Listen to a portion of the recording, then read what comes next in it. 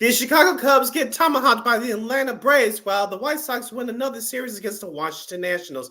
In the NBA playoffs, the Minnesota Timberwolves and the Denver Nuggets will head towards the Game 7, while the Knicks try to close it out against the Indiana Pacers. One golfer's in trouble during the PGA Championship, while in the Stanley Cup Playoffs, Lakina's Carolina Hurricanes season is and the NFL schedule is out. We'll give you the ins and outs of the Nuggets and a whole lot more as the Friday edition of Second City Sports starts right now.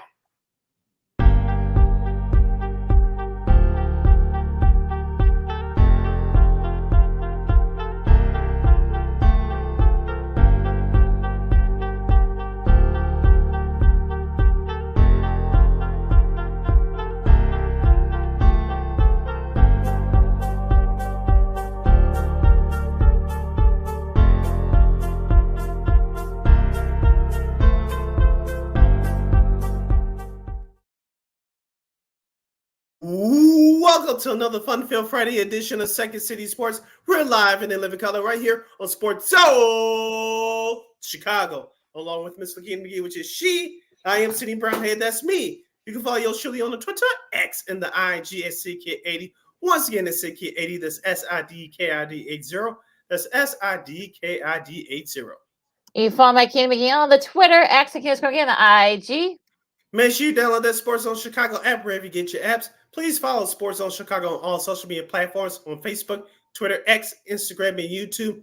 Please subscribe to our podcast. We are located at War Media Podcast. That's WARR Media, PODCASTS. We are located on all podcast platforms, including the iHeartRadio app. And while you're at it, please give War Media a follow at WARR Media on all social media platforms. And thank you very much in advance for your support. Like, share, subscribe, and tell your friends. We are unapologetically fun, and we have very definite opinions. If you have any definite sports opinions due to our extravaganza, we call a sports talk radio show. You can always hit us up at Sports Zone Chicago's Facebook page or at Sports Zone Chicago on YouTube. Type in those questions or comments in the comments section. Lakina will get them up on the screen for you. But if you decide to troll and or do something silly, dumb, or stupid, I'm giving Lakina full powers to give you fools to be a boot. Hoodles. But before we begin, we must remind you can catch Sports Zone Chicago live and in living color right now on Roku TV. That's right. So celebrate the squad and give it the program. Sports Zone Chicago is now available on Roku TV. If you already have a Roku television, just tap on the sports folder and download that Sports Zone Chicago app, rather. But if you don't have a Roku television, but you have some handheld devices laying around, iPhone, iPad, iTouch, your Chromebook, or your PC, or your Android, just head up to Google Play Store, download that Roku TV app, and access Sports Zone Chicago through that avenue. So no more excuses. Celebrate the squad and get with the program. Sports Zone Chicago is now available on Roku TV. 24 hours a day, 7 days a week, 365 days a year, live and on demand. Anytime, anywhere. And you know we will provide. And we'll provide you with some of the best here on Second City Sports. Of course, we'll talk some baseball as the Braves are on the Braves. You got the best of the Cubs over the weekend. Over the week, I should say. Of course, the Sox do win another series, and the rest of the week in MLB. We got a Game 7 coming up in the NBA playoffs. We got some teams advancing the NHL playoffs. Our girl Christine Manika on KXRB, we got a lot to talk about with her because there's some weirdness going on down there at Valhalla at the PGA Championship and a whole lot more. But first, of course, the NFL schedule was released. We'll talk about the rest of the schedule with, Monday night, games and Thursday night games and stuff like that with our girl Christine later. But let's talk about the Bears schedule for a second. They open up against Tennessee, and it is look, they don't start playing the NFC North, the divisional opponents, till week 11 in November. So I'm just, we're not gonna go through win-loss because we know people always got them going like 9-10 or like 5. I heard someone say 13-4, which I don't think that's gonna happen. But what do you think about the schedule, Sid? The way it's set up? The one who said 13-4 has been playing Madden 24 a little bit too much, but I digress. But looking at the schedule overall, Lakina, somebody in the high league office wants this Bears team to do pretty good. And if you notice, 3 of their first 4 AFC South opponents they played during the month of September with, you mentioned Tennessee, week 2 at Houston on September 15th, and then the following week at Indianapolis on September the 22nd. So the Bears will have pretty much the AFC schedule part of it out the way. As you mentioned, they'll play their division game starting on November 17th during that tough stretch where they play the Packers and the Vikings at home, and then of course that Thursday Thanksgiving Day game on November 28th against the Lions. That's going to, in my opinion, tell the tale of the season, because you're going to play all four opponents at least one time in the division in the span of 10 days. So they're getting the league is saying the Bears should be good enough. So when they face the tougher competition, we'll see what they made of. That's what I gathered right away when I saw the schedule the other night. Well, you would think that that would be the case, but here's the thing. I mean, Tennessee. Look, I know they got a new coaching staff, with Brian Callahan, and of course, look, the Texans won the AFC South last year. The Colts were just missed with winning the AFC South as well. So, look, we don't. I know people say this is a last place schedule, third place schedule, whatever, but you don't look. The league can change in a drop of a hat. So none of this stuff will mean anything. I mean, Arizona, some people say, well, Arizona was terrible. No, Arizona played their butts off last year. They gave the Eagles a hard time. They gave the Cowboys a hard time. So that team's only going to get even better. And the fact that they're not going to play these teams, some of the NFC North teams until November, it's all going to be kind of like all like bunched together. So of course they play the Lions on Thanksgiving. We'll see how that goes. I mean, they did split the series with them last year. But I think, look, I know the setup. I know that people say, look, for me, I just don't. We'll talk about the social media stuff, that what happened there with some of the spoofs and stuff. We'll get to that after our girl Christine joins us a little later on the show. But you really can't like make these kind of proclamations. Like, you don't know how teams are going to look. Injuries could play a factor, and a lot of other things. They play Washington. Hopefully they'll watch that game's better than it was last year. That prime game. And it's just like, we just don't know how this Bears team is. I mean, yeah, it's set up for the Bears to do well, but that doesn't mean that's going to happen. So I think if people want to make, like, oh, they're going to win 12 or 13 games in mid-May, I should say, when a lot can happen between now and when these games are played, have at it, but I'm not going to do it. You're listening to Second City Sports on Chicago, the hashtag Friday Fun Edition. Say Lakina hang out here with you, talking about the 2024 Chicago Bears schedule. 2 days to remember here. Sunday, October 6th, the day before my birthday, the Carolina Panthers will travel to Chicago to take on the Bears. And then a week later, on October 13th, it's an early Sunday morning game on the NFL Network and locally here on Fox 32 Chicago, as the Bears will be the road team taking on the Jacksonville Jaguars in London, England. And, of course, the following week, the October 20th, the Bears will get a bye. I think this could be a mini stretch there, Lakina, because the Bears will play 2 home games with the Rams and the Panthers before they head out on the road in London to face Jacksonville before the bye week. Remember the last couple of years, Lakina, with the teams playing overseas, they played the next week, but the Bears said, we're going to have our bye week after the game this year. I think that was very smart. Well, an early bye week can be a good thing, but can also be a bad thing too. Because what if someone gets banged up, late in the season, you're not going to have that bye week to try to kind of like heal up. So that Jacksonville, that's going to be an interesting game because look, it's going to be at Tottenham Stadium, where it's kind of like the Jags is home away from home. So we'll see how that goes. And then after that, after the bye, they do get the Commanders. We'll see how they look. New England, a totally different New England team before they start playing their NFC North opponents. So they got Green Bay and Minnesota back-to-back at home. Then they have Detroit, of course, the Thanksgiving game. Then they go at San Francisco.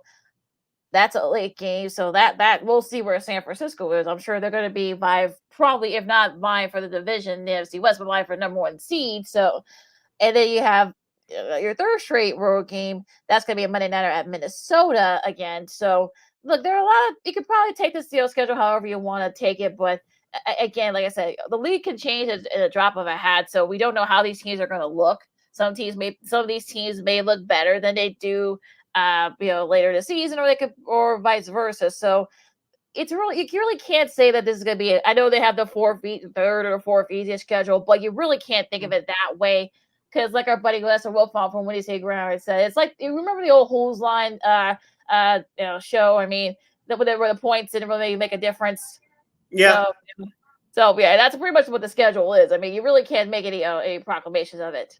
Yeah, we know a whole lot of things can change between now at the end of the preseason. Of course, you still have training camp, and the Bears have an extra preseason this year with the Hall of Fame game against the Houston Texans. So we assume that many stars will not play in that game, including Caleb Williams. But injuries can happen, surprise cuts can happen. So, like you said, on paper it looks easy, but like you said, we have to wait until this thing plays out, and that's why we don't give our predictions so after everything is over, preseason and training camp. But the schedule does, on paper, looks great for the Chicago Bears, but like we always say, everything on paper doesn't always turn out to light. Well, yeah, I mean, look, the AFC style is actually going to be a pretty decent division. So, Houston won it last year. Like I said, Indy was just a couple of games, like a game or two away from winning it. The Mm-hmm. Jags, the Jags kind of went under after, and just by December. Tennessee, I mean, we'll see. I mean, that's going to be a whole new personnel down there in Tennessee. So, like I said, you really can't make these sort of things of how easy and hard a schedule is. Like, what easy schedule could end up being a hard schedule, and then vice versa. So, I know people want to do the whole like 12, 13, whatever, but you really can't like make those kinds of things because, look, like I said, if you want to do it, go ahead. But it really is no sense of doing it. But yeah, I mean, it's gonna be interesting to see how this goes because everybody wants to. I'm just like at the point where I'm just not. I'm trying not to. I'm trying to keep my expectations tempered because look, you're Mm-hmm. still dealing with a rookie quarterback. You don't know how he's going to do against some of these defenses. I know people want to say that he's a once in a generational talent, which, like I said, I hate when people have said that. So for me, I think if you want to try to kind of like, okay, let's just take it one game at a time and let's not, because a lot could happen. Because the league, like I said, the league is like totally different, and we're going to see when we talk about some of these games later on with our girl Christine. But it's going to be interesting to see how this Bears team, shapes out and how all this stuff goes. I mean, yeah, it can't look good during those rookie mini camps, but it really, again, they don't really mean anything. Yeah, like you said, Caleb Williams in that offense is going to get tested throughout the year. I want to see how that defense responds too, because they're going to get tested as well. I know they improved last year, especially in the second half of the season. I know some of those guys in that locker room are happy that there's some talents on the other side of the ball, but I worry about the defense, Lakina. Even though there's some talent on the other side of the ball, if you're the defense, you cannot afford to relax. Even though the Bears on paper look like they're joining in with everybody else in this offensive league, they still got to step up their game as well. All right. So, of course, we'll talk about some of the big marquee games that are coming up. Yeah, a couple of Christmas games that's going to be on Netflix. Of course, you got the Thanksgiving Day games. We talked about one with the Bears. That's going to be they're going to be the early game. Also, too, in some of the Thursday night games and on Amazon, and a whole lot more with our Christine later on. So we'll talk about that. But first, we're going to go to Diamond and talk baseball as the Cubs. Not a good week. Not a good week down in Atlanta, and not a good start with their weekend series against Pittsburgh. But they do get some reinforcements back, so looks like that's going to be a perfect timing there. And we'll see. The Sox, they've been playing okay lately, but they got a test. They got a big road test coming up this weekend, and a whole lot more. So we go to the Diamond coming up next. Akina McGee, Cindy Brown, Second City Sports on Sports of Chicago. Like I said, we'll be going to the Diamond coming up right after this.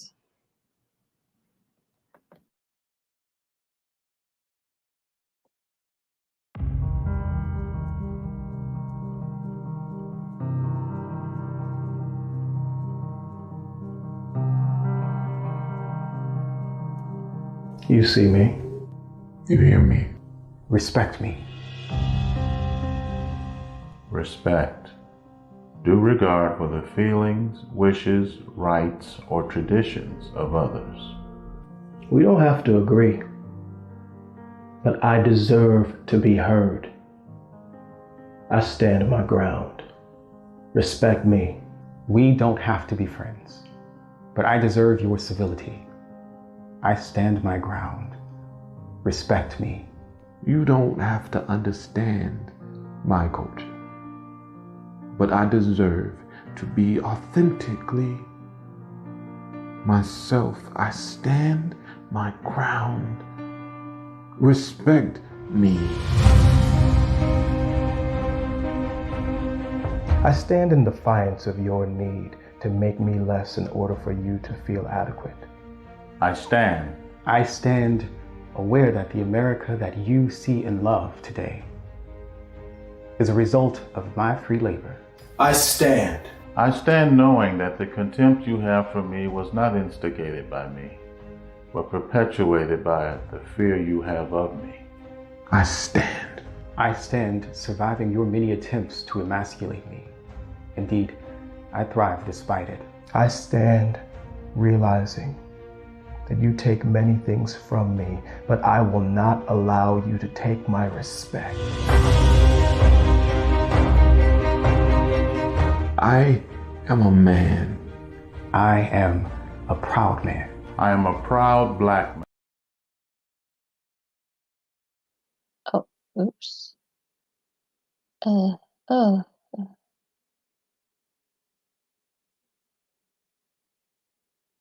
Ooh.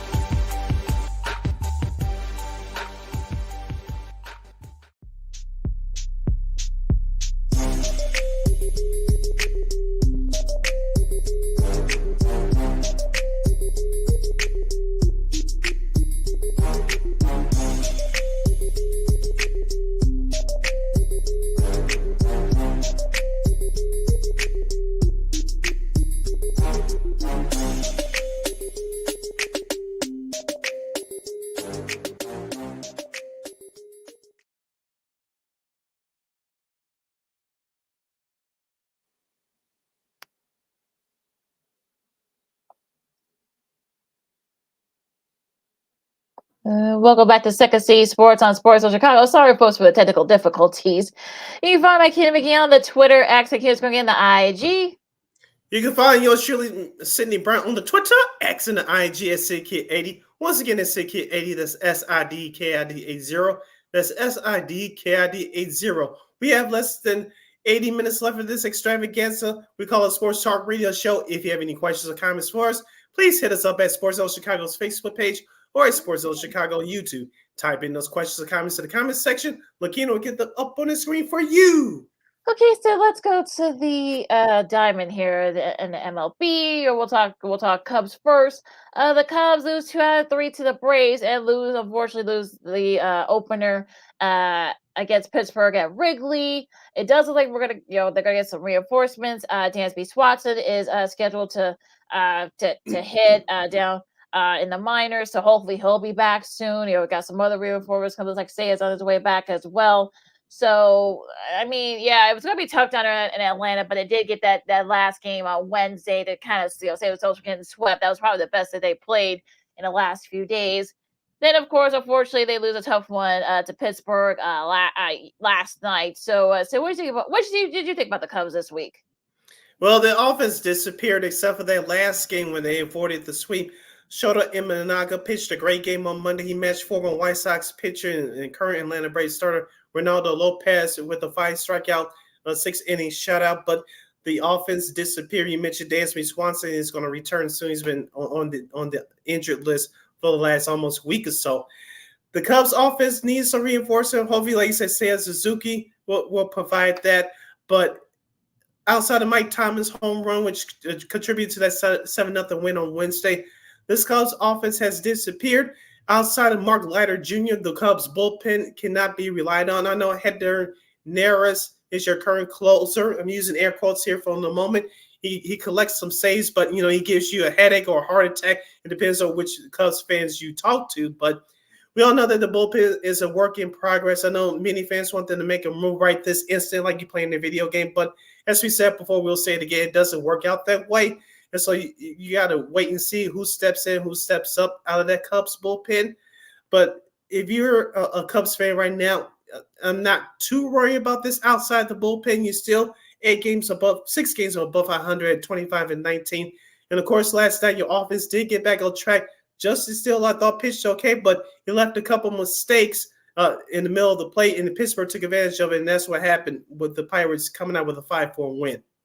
Yeah, and a tough go out of here. I mean, Shota, unfortunately, with the Cubs. Maybe the Cubs offense, unfortunately, this is what happens in every in this it ebbs and flows. Unfortunately, sometimes you got everybody having games off at the same time, unfortunately, and that's usually the case here. We know Morel's a little bit banged up, so but yeah, I mean, I'm not worried about the Cubs right now in this stretch, but again, you don't want to be too far behind of Milwaukee, and it's too much. You do play them again next week, but I think you don't want to be so down where it kind of like you have to climb your way up. So you want to try to win these next 3 games against Pittsburgh. Try to get 3 out of 4, and try to kind of like stay within striking distance of Milwaukee. And that's all. And I think that's what you need to do if you're the Cubs. If you're the Cubs, hopefully you could take 2 of these next 3 games starting today. I know Paul Skeens, if I'm pronouncing his name correctly, the rookie pitcher for the Pirates. He made his debut last Saturday, struck out 7. And he's going to start here in the next half hour or so in game 2 of the 4-game weekend series against the Cubs. We'll see what type of adjustment this Cubs lineup has made against him as they face him today. Also, to Lakina, before we close out on this Cubs conversation, let's get some props to Javier Assad. I know we talk about Justice Steele. We talk about Cal Hendricks, who will pitch tomorrow, by the way. And we talk about Shota and Manika, and rightfully so. Javier Assad and Jordan Wicks, too. Let's give some props to Javier Assad. 4-0 right now in that only win in the Atlanta series on Wednesday. 6 shutout innings along with 7 strikeouts. That was very impressive. He is the one that really has been holding down this Cubs starting rotation afloat all year long.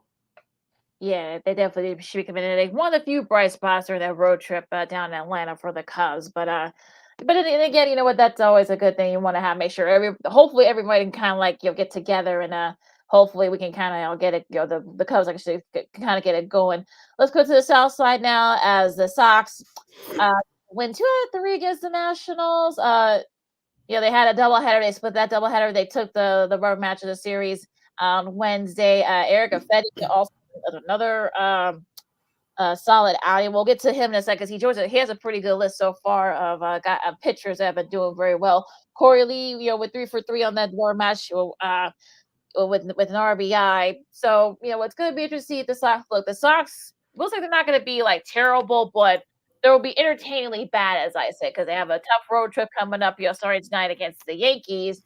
And like I said, we'll see, if the Sox truly are back. But they've actually been okay. They haven't done anything silly yet. But like I said, I know I was talking to someone on Twitter X, and someone said, "Well, they can still make the wild card spots." I saw that. No, you gotta get to 500 before you start entertaining that.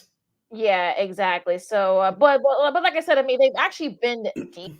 They're not going to be like all time bad, but they're still going to be in the last place. So, but this is what look. You got Corey Lee's been playing very well. Eric Affe's been pitching very well.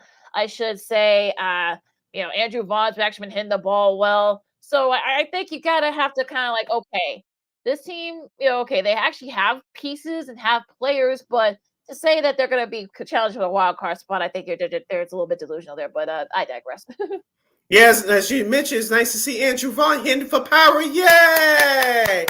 Eric Fetty, as you mentioned, he was on MLB Network's MLB Central this morning. For those of you who missed it, go check it out on my Twitter page at SidKid80. Also go to MLB Network's Twitter account as well. But he pitched a great game against his former team last Tuesday, looked solid, looked dominant. And the White Sox bullpen got back on track. They were responsible for that win on Wednesday to clinch this series. As far as offensively, you mentioned Andrew Vaughn. Corey Lee, it looks like as of right now, he's the catcher of the future. The only ugly spot about the White Sox, you're starting to see some of these guys to see who can play among the young guys, see who can play, who cannot play. Brian Ramos has just been, I'm not going to say a godsend, but he's been one of those very important players in the infield. And unfortunately, he's hurt right now. We don't know when he's going to return. Hopefully, the White Sox will screw up his injury situation. But I digress. But I'm not going to sit here and say he's the second baseman or third baseman of the future, but he's been playing very well. I know Luis Robert Jr., hopefully, will be back by the end of the month. We'll see about that. But he's starting to see some signs of this White Sox team showing some fight.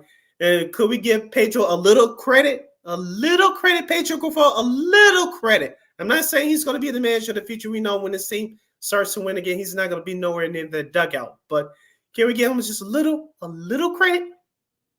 I'm just throwing it out there.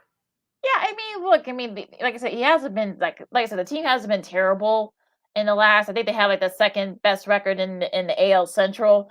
After Minnesota, we'll talk about them in a second. But yeah, I mean, like I said, they haven't been bad. But like I said, at the same time, though, I mean, look, this team is not. They're not ready to win. So. Look, we appreciate some of the little things that they've been doing, so you can kind of like appreciate that. So I think for me, this is like I said, this is good. They haven't been told a total embarrassment, but again, they're not at that point yet where they can challenge even for the wild card spot. That's not happening. Like I said, they face the Yankees starting tonight. Look, the Yankees, they've had an okay week this week. I mean, they want to stay on pace with the Orioles in the AL East, and then they had Toronto after that. So we'll Toronto, but I think for people to say, "Oh my God, they're going to actually be challenging the division," stop, don't do that. Please don't do that. Your pitching matchup looks like this for the White Sox and Yankees. As Lakina said, they'll take place tonight. Mike Clevenger will face Nestor Cortez. Cortez has been pitching very well as of late for the Yankees, but hasn't gotten enough run support. Gill for the Yankees will face Brad Keller tomorrow. And then for the series finale on Sunday, we'll have former White Sox pitcher Carlos Rodon. He's going to face Chris Flexen. So hopefully if you're the White Sox, you continue this momentum of playing good, fundamentally sound baseball. Your bullpen has been very good. Your starting pitcher has held the fort. But you're facing a better team than the Yankees, and hopefully you don't get swept. I think the Sox can take at least one game. I'm looking for one game. One game and I'll be happy. Yeah, they're in a 4-game winning streak. They swept the Twins. I'll talk about the Yankees. So they're kind of on a roll. And Aaron Judge in that Wednesday game, if I can get it up here on that Wednesday night game, he reached base 5 times safely. 10 total chases when half the team runs as many extra at bats as that kind of like those are kind of like the demise Ruth type of numbers. So the fact that he's been hitting the ball well, so they're going to be they're going to have a tough go at against Judge. He's been hitting the MVP that we saw last year. So yeah, that's going to be tough for the Yankees there. Now they're in first place right now as Baltimore. They had a kind of a rough few days this week. They did. They split their series with the Orioles. But I guess they had to postpone one game. They're gonna reschedule that game. They had a kind of like a rough week there, but they do face the Mariners. That should be a fun series coming up tonight down in Baltimore. But yeah, I mean, look, they're still it's definitely neck and neck between those two right now. The Yankees and the Orioles. The Rays they've been playing pretty well lately, so that's gonna be interesting. It's gonna be kind of interesting in the AL East. Yeah, we talk about Baltimore being the top of the heap in the AL East race, and you mentioned the Yankees. If they stay healthy, it's going to be a 2-team race between the Yankees and the Orioles. Let's not forget about Boston. You mentioned they struggled against Tampa Bay at home this week. Toronto, you're talking about a team that's been disappointing. It's been those Blue Jays, and we talk about their starting pitcher. They have Jose Barrios and Kevin Gausman. Hopefully, Alex Manoah. We talked about his last start on our show on Monday. Hopefully he'll get to turn around. It's been a struggle for him over the last year and a half, but their offense has really been going down the tubes. You still have great talent there. Kevon Biggio and Dante Bichette's son, Bo Bichette, and of course Vlad Guerrero Jr. They have the talent. They just cannot put it together for a long stretch, and that's been their problem over the last couple of years. Yeah, 4 games under 500 as we're recording this, and still very disappointing this season for Toronto. You're 43 games in, so you're hoping maybe they can have some time to get it together, but it's going to be an uphill battle, especially in that tough AL East. So this is Second City Sports on Sports Social Chicago. Lakina McGee, Steve Brown with you as we talk some MLB. We go to the Central, the AL Central. The Guardians kind of getting back on track. They went 2 out of 3 against the defending World Series champs. They got shut out in the rubber match yesterday, but they did win 2 out of 3 there, so they're starting to kind of get it going again. And a team that's going in the opposite direction is they're trying to challenge the Cleveland Guardians for the AL Central title, and that's the Detroit Tigers. They lost 2 out of 3 to the Miami Marlins this week. As we talked about parts of the season already, Lakina, I like Detroit's starting pitching. I like their bullpen, but their offense is skittish at best, and it went on a disappearing streak in this series against Florida.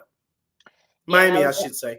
Yeah, the Detroit. Yeah, not a good showing for Detroit. Like I said, Minnesota, not a good showing there. They, of course, they got swept by the Yankees. Kansas City, had kind of up and down. They lose 2 out of 3 to the Mariners. So, yeah, kind of a rough week for most of the teams in that AL Central. Now, speaking of the AL West, like I said, I mentioned, the Mariners. They similarly a little bit on the Rangers. Like I said, they win 2 out of 3 against Kansas City. I guess that's going to be interesting to see. And the Rangers are, like I said, they had a rough week. Like I said, this week losing 2 out of 3 to the Guardians, but they did get that they did shit out in that rubber match 4-0, so to avoid the sweep. So they got a little bit of help there. But yeah, that AL West is coming in strong. And let's not forget about Oakland. I know they lost all. They got swept by Houston this week, but that team plays hard. It's not going to be an easy win on your schedule. So I'm not saying Oakland's going to go to the playoffs, but that's a young, big, hungry bunch of young kids that like to play the game, and they're going to give you a battle every time you play them. Yeah, they will. So yeah, it's no longer an easy win for folks who see the A's. The White Sox playing in a couple of weeks, so they better watch out. Now going to the NL, we're starting the NL East. We talked about the Braves getting 2 out of 3 from the Cubs. 3 out of 4 for the Phillies over the Mets, including a thriller yesterday, I should say.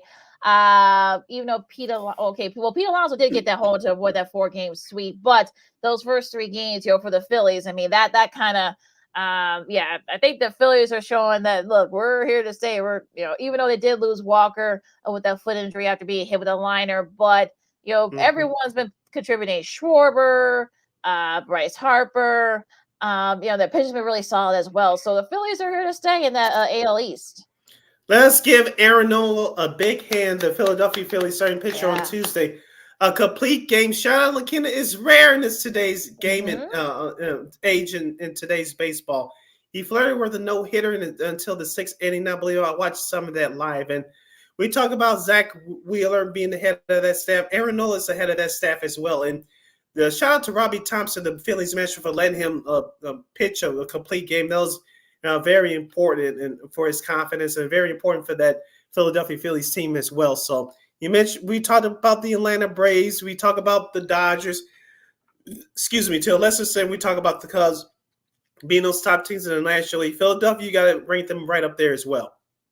Yeah, definitely, and a pretty good showing on Tuesday for some of that. We talked about Nola, we talked about Fetty, we have Chris Sale, Reese Olson from the Tigers also has shutout innings as well on Tuesday, and also Ryan Weathers as well. So I think the pitching. Some people say maybe the pitching started to kind of get the waiver a little bit, but I think we've seen lately that that's not the case.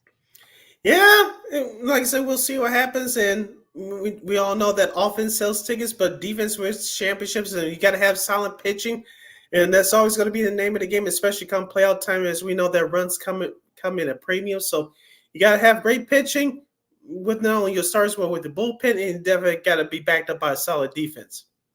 Yeah, so we'll see what happens there. Now we talked about the Braves, like I said, beating the Cubs 2 out of 3. So they're staying right there with the Phillies. So that should be a battle in that division. Going into the Central, Milwaukee. Well, I mean, look, I don't know how they're doing this. I mean, they got a whole new regime there. They did win 2 out of 3 against Pittsburgh. So, I mean, like I said, can they keep it up? I mean, it's going to be interesting. But, yeah, I know William Contreras, Wilson's kid brother, has been, that's going to be interesting. He's been hitting the ball very well for them. He went, 3 out of 4 in that game, 4 RBIs. But I don't know how long they can keep it up. We'll see. But at least so far, they've been playing very well. I'm talking about the Brewers. Yes, we talked about before. They have a great bullpen. They have a solid starting rotation. I know offensively they're not going to scare you. I know they have the great Willie Adames still there. Of course, Christian Yelich, I believe, still hanging around. So, in Milwaukee, even though they don't wow you on paper, we should beat them. But they play. You can say I had this thought the other day. They're the National League version of the Tampa Bay Rays. They play the game right, fundamentally sound. They're not going to beat themselves. So the teams like that, if they are consistent throughout the year, it's going to be difficult to beat come playoff time. I'm not saying they're going to the playoffs or anything like that, but if they can play like this consistently all year, they're definitely going to get the Cubs a run for their money. We'll see if they can hang on, because we saw this with Miami a couple years ago. They were right there, then they kind of fell off a little bit. So we'll see what happens. But yeah, that's going to be interesting. Cincinnati, I want to give a shout out to L.A. De La Cruz. He went 4 for 4 with 4 stolen bases. He actually has more stolen bases than 18 teams this year so far. So go figure with that, as they got the best of the Dodgers in the opener of that series, 7-2. But yeah, I mean, Dodgers fans, they've lost 2 in a row. Oh my God, we'll get to them in a second. But they did lose 2 out of 3 against the Diamondbacks in Arizona. And they lost 2 out of 3 against San Francisco. So not a good show on the West Coast road trip for them. But he's been one of the few bright spots. How about De La Cruz? Excuse me, but yeah, he's one of the best young, exciting players in baseball. We know the type of impact he has on the field and also in that clubhouse as well, bringing that youthful energy to that young Cincinnati team. But I saw some of the highlights from that game last night, and he's very dangerous on the base pass. And let's not forget, for him being a shortstop, he's a very good shortstop as well. So he's not going to make too many mistakes. But his excitement, his real power comes from the plate. And as soon as he gets it going at the plate, there he's really going to be unstoppable. So you like to watch young players like that play. They enjoy the game. They bring positive vibes to the team, to the clubhouse, and that's what you watch right now with Ellie De La Cruz in his year-plus service. Yeah, so like I said, one of the definitely probably on his way to his first All-Star game. So that's like I said, one of the few bright spots from the West Coast trip for them. Let's see if I can. This kind of went away for a second. We're doing this live, folks. The Pirates, like I said, we talked about the Pirates a little bit already. Now let's go to the West. Now, like I said, the Dodgers, they lost a couple in a row. Of course, Dodgers fans, I'm sure they're freaking out at me. They win 2 out of 3 against the Giants, but they lose. Of course, they lost what kept them from getting a sweep. But they also lose the opener, the 4-game opener against the Reds. But relax, folks. Yeah, look, they're getting guys back. I know Walker Buehler's. I think he pitches. This weekend or next week, if I'm not mistaken. And it looks like they're gonna get some more help, hitting wise. So yeah, the Dodgers are the Dodgers. So I'm not freaking out. They lost 2 in a row. Oh my God, they're 29-17. Oh, the humanity. So yeah, folks, relax. Andy Paez, or Pages, if you read his name verbatim, he's been a help center field, the young prospect, of course. Shohei Ohtani, he has it going on with his bat right now. Did you check out that home run this past Tuesday, Lakina, in San Francisco? Yep. It almost looked like a Barry Bonds shot dead in the center field. Now that was amazing. And of course, you talk about Max Muncy. Mookie Betts had another leadoff home run in that series. Freddie Freeman, his average has dropped down a little bit, but he's still a dangerous hitter. So, like you said, Lakina, you're not freaked out too much by this 2-game losing streak. I know Tyler Glasnow, who started last night for the Dodgers. Yes, he's back to being human, but he's still one of the top pitchers in baseball when he has it going on. He's been injured the last 2 years, folks, so he's still trying to work his way back. So if you're a Dodgers fan, I know expectations are high, but you're not overreacting to this. They're not going to win every game. No, they're not going to have like 140-something-20 or anything like that. So I think Dodgers need to chill. No, but again, if you think about that, the Padres, they lose. They got swept by the Rockies. Yeah, what's going on with Colorado? They swept Texas at home last weekend, and they sweep San Diego. Now people going to say they're working for a wild card. I'm sure those are probably the same as the Sox fans. Interesting to know what that the Rockies team, and they're the second team in MLB history to win 6 straight games, not winning even 2 consecutive games all season long. Minimum of 30 games in that streak. The other team to do that, you got to go all the way back to 1889 and the Indianapolis Hoosiers. So a team that doesn't even exist. But yeah, look, good on Colorado. I don't know what Colorado is doing, but I guess they'll keep doing it now. Unfortunately for the Padres, it's unfortunately they can't play the Dodgers all the time because they actually have the Dodgers number this year because they got swept by one of the worst teams in the league. So just when you thought that maybe the Padres are going to probably have to maybe at least hang the Dodgers, they get swept by the Rockies. So go figure. Yeah, that's been a story of the Padres the last couple of years. Yeah. and you think that things are going your way, then something else happens, you can't recover. And when you do, it's not fast enough. So consistency is the name of the game for the Padres. They're consistently inconsistent. Oh, we've heard that before. Right. The White Sox, ladies and gentlemen. Exactly. Similarities. Kind of. Now going to this weekend's games, you got the second game of the 4 game between Pittsburgh and the Cubs. That's going to be coming up in about 20 minutes. Washington and Philadelphia. We'll see if Philly can keep things going here. We talked about the White Sox and the Yankees. First game of that series. Should be a fun one here. Could this be a playoff preview, perhaps? You got Seattle and Baltimore. 2 underachieving teams in the AL East. You've got the Rays and the Blue Jays.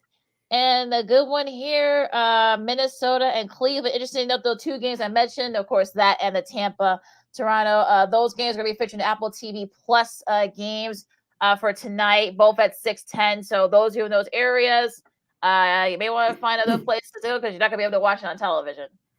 Right. For those of you that have the MLB.TV package like I do, those games those Apple TV games will air 90 minutes after its conclusion. The rest of the weekend series looks like this. The New York Mets will travel to Miami to take on the Marlins. San Diego will visit Atlanta. Oakland will visit Kansas City. The LA Angels will play the Texas Rangers in the AL West battle there. The Brewers will face the Astros. Boston, the Red Sox will play the St. Louis Cardinals. The rematch of the 2004 and 2013 World Series, go figure there. The Tigers will visit Arizona. Cincinnati will continue their 4-game weekend series in La La Land against the Dodgers. Colorado will visit the San Francisco Giants. And your Fox Saturday night baseball game of the week looks like this. Most of the country will get San Diego and Atlanta, while others will get the Angels at the Rangers. Your Saturday afternoon FS1 game will feature the La Quinta Seattle Mariners against my Baltimore Orioles. And on Sunday, the debut of the MLB leadoff on Roku TV will feature. I missed it here. It will feature the Boston Red Sox and the St. Louis Cardinals. That game will have a 12 noon Chicago time first pitch. And Sunday night baseball will feature the San Diego Padres and the Atlanta Braves. And that is your schedule for this weekend in the MLB. Hour number 1 in the books. Hour number 2 is coming up next as you listen to Second City Sports on Sports Zone Chicago, the Friday edition. Sid Lakina here with you. We got to get into the NBA playoffs. Lakina, is it over for the Denver Nuggets? Can the injury-riddled New York Knicks close it out tonight against the Indiana Pacers? In the Stanley Cup Playoffs, one team has their ticket punch to the conference finals, and we'll have a whole lot more fun. Of course, we'll feature our girl, Miss Christine, the Queen Manika, at the bottom of next hour. I'm Sid. That's Lakina. Second City Sports rolls on after this right here on Sports Zone Chicago.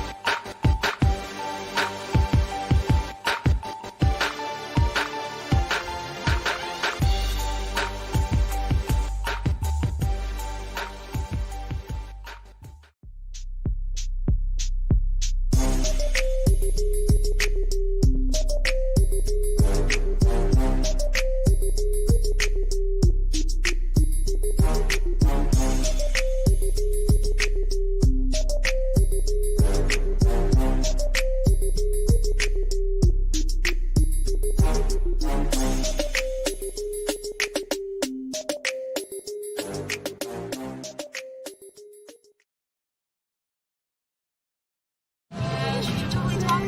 I don't know though. I'm scared. I mean, it's scared, but you're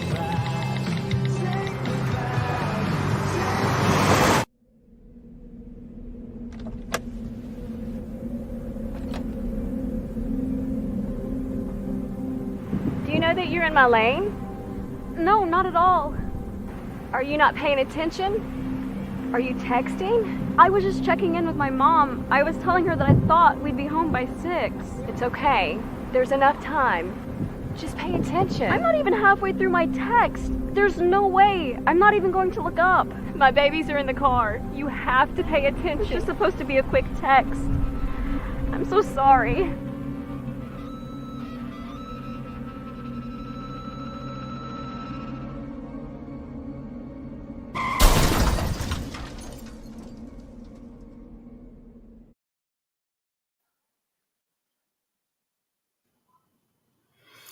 Welcome back to hour number 2 of Second City Sports on the hashtag Friday Funny Edition. We're live in the living color right here on Sports So Chicago. I'm Sid. That's Lakina. You can follow yours surely on the Twitter, X, and the IG at CK80.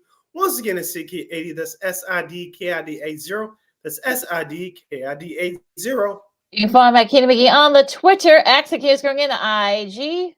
We have less than 55 minutes left, excuse me, of this extravaganza we call the Sports Talk Radio Show. If you have any questions or comments for us as we talk NBA playoffs and Stanley Cup playoffs, you can hit us up at Sports Zone Chicago's Facebook page or at Sports Zone Chicago YouTube.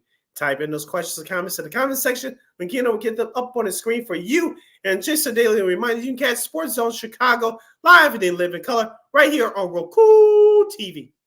All right, Sid. It's kind of a head scratcher that went on in the Twin Cities last night, where the T-Wolves just hammer the defending champ Nuggets 115-70, and yeah, this game was pretty much over with by I guess by halftime. Anthony Edwards did his thing, had with only 21 points, but he actually had help from various other sources. McDaniels had 21 points. No relation to Josh McDaniels, folks. Now don't relax. But Jaden McDaniels had 21 points, was a playoff high for him. So, Rudy Gobert only had 9 points, but he basically had some big rebounds, especially he had 12 defensive rebounds. So that was a big stat there for them as well. So, as far as the Nuggets are concerned, a lot of struggles from the field. I mean, Jokic did his thing. He had 22. Jamal Murray had only had 10 points. Aaron Gordon only had 12, and it was just, if you're a T-Wolves fan, you're hoping that they didn't do all of this. I don't have enough left for Game 7, but on Sunday. But it's going to be interesting to see what it is. But yeah, I mean, the T-Wolves, they won that Game 7, and they played like it. You notice the last 3 games, Lakina, that the Nuggets had help with Nikola Jokic in particular. You mentioned Jamal Murray. Aaron Gordon came up big. And Michael Porter Jr., Lakina, I'm talking about this round, not the last round against the Lakers, but in this round against the Minnesota Timberwolves. Have you seen an outstanding performance from him? I haven't. Unless you saw something I didn't see, please let me know. But I'm really concerned about him right now. We know that Jamal Murray's playing gimpy right now. We talked about this on Monday's show, Lakina, with Anthony Edwards dropping that 45 piece, I believe, in Game 3. Game 3, it was. Yeah. We say he needed help. Well, like you say, he got it last night. Naz Reid, who's been impressive all year long, coming off the bench as the backup man at the 5 position. He also had a great game last night. So Minnesota turned up the intensity on defense, and they did not let up. They led by 15 at the end of the first quarter, 31-14, and then they poured it on from there. But here's a couple of statistics I wanted to point out to you guys that I saw from last night's game. 3-point shooting, as you mentioned, Minnesota 37%, Denver 19. Points in the paint, Minnesota 46, Denver 36. And in the turnover department, Minnesota 6, Denver 12. Yeah, that's bad. So also too that 45-point margin is the largest margin of victory of a playoff game. You got all the way back to 2015. It's also the second largest margin of victory an elimination game in NBA history, and the largest is going back to 1956. And let's see here. The two teams had actually been the defending champs by at least 36 points in the playoffs. You got the Mavericks over the Lakers in the semifinals of the Western Conference. That was in Game 4. The 2013 NBA Finals, of course, the Spurs beat the Heat by that margin as well. So I guess you can say that kind of we'll see if that sort of like translates into this other to Game 7. But at least right now, I mean, of course, Mike Conley Jr. got a little bit banged up. I know if you saw the little Kilo video, Rudy Gobert told him not to leave us ever again. That was actually pretty funny. So yeah, he will. I'm sure he will be available. Well, yeah, he did have a 13 points, so he actually looked pretty good last night. So we'll see. I mean, we'll get to that Game 7 coming up second here, but going into Game 6, let's do this. The Celtics go to the third straight Eastern Conference Final. Of course, they finish off the Cavs. So I think it's really not I think Boston sort of realized after losing after the Cavs stole one at home that okay, well, let's get going here. Let's take care of business. Exactly what they did. Yeah, Jason Tatum had a great game on Wednesday with 25 points. Also, too, Al Horford, their big guy, he's aging with fine wine. He had 22 points as well. And also, too, Derek White, their starting point guard, he had 18 points in Wednesday night's series collision victory as well. As we talked about before, Lakina, we are concerned about Boston's bench. Pritchard, their backup point guard, he came in, scored 11 points off the bench. Sam Hauser, the rookie forward, he had 8 points. So the bench, it looks like it's starting to come around for Boston, but I would like to see it more on a consistent basis.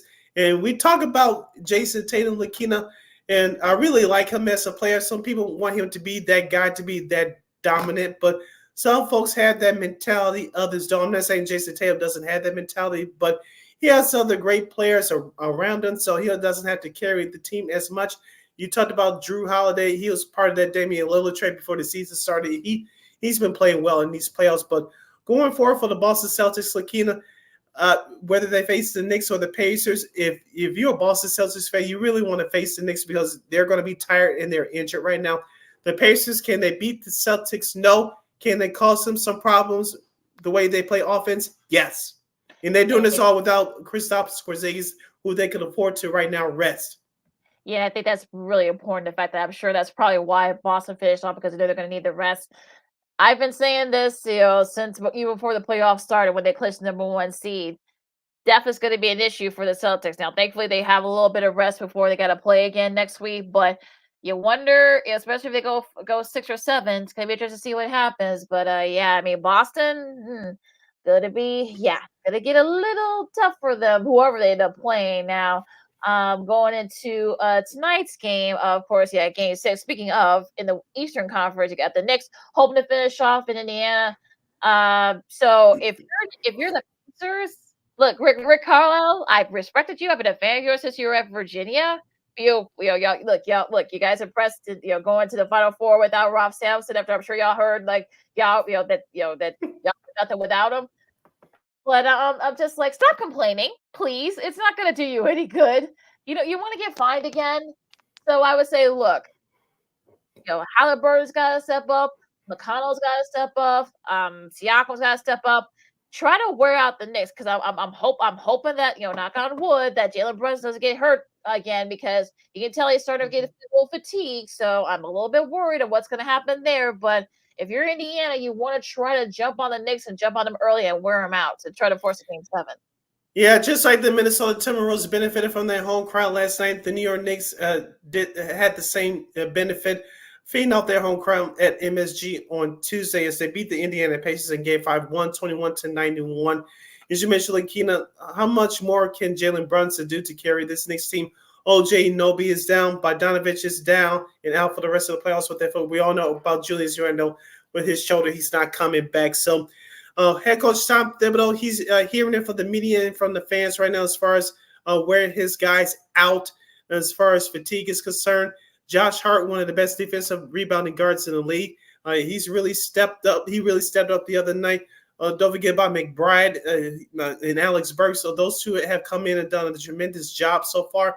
and they did that on Thursday. But like you said, Lakina, tonight the Pacers they're going to be playing in desperation mode. If you're the Knicks, you got to set the tone early defensively, because if not, you're going to see what happened last weekend where you got blown out of the water, in particularly in Game 4.